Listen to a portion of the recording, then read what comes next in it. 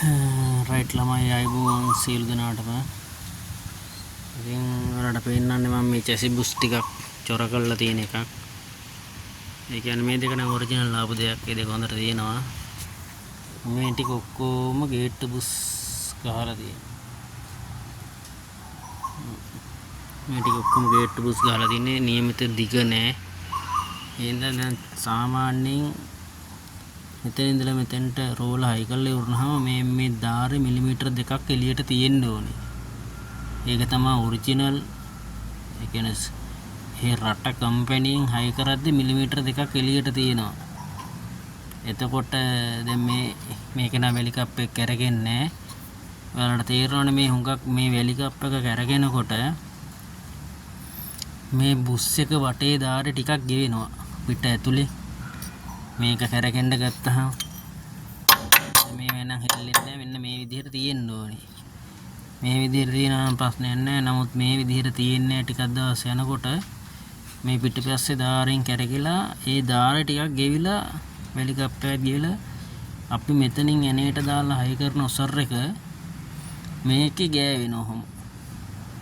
එතකොට මේ මෙතන ඉඳලා සම්පූර්ණ මෙතන තියෙන දිග රේසර් දෙකට මදි වුණාම මේ ඇක්සලේ වටේ කැරකෙනවා රේසරේ. මේ රේසර් ගොඩාක් පිට් එකේ නෑ. ඔයම දන්නවනේ නැතිම් බහින්න ගන්නට තියෙන්නේ.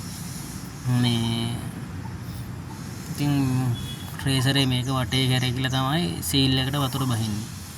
ඉතින් හුඟක් අය ඒක දන්නේ ඒ හින්දා අර පරණ ගෙවිච්ච බුස් එකටම ඒ බුස් ගහ ගන්න අමාරු වෙන්න මේ වගේ පිට් එකේ තියෙනවනම් අර මේ වෙලි කප් අපි හදපු වැලි කප් එක දැම්මහම මේ ප්‍රශ්නේ හරියනවා. ඒ කියන්නේ මිලිමීටර 2ක් ආයෙ එළියට එනවනේ. එතකොට අපි මේක ඇතුලෙන් අපි මේ යටපැත්තෙන් ටැක් එකක් තියලා හොඳට පාස් කරනවා වැලි කප් එකට. මම ඒක වීඩියෝ එකකින් ඔයාලට පෙන්නන්නම්කො කොහොමද ඒක හිර කරන්නේ කියලා.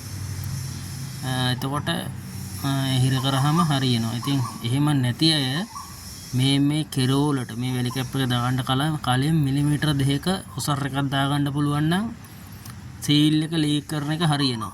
අපි වැලි කැප් එක දැම්මොත් නම් ආයෙ මොකක්වත් ඕනේ නැහැ. හරියටම හරියනවා.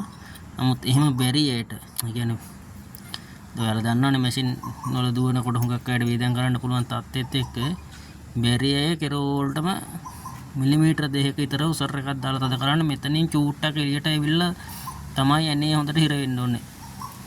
මේ යන්නේට ටෙක් සීල් ටිකක් දාලා තද කරන්න රෝල හැලෙන්නේ. එහෙනම් ජය වේවා.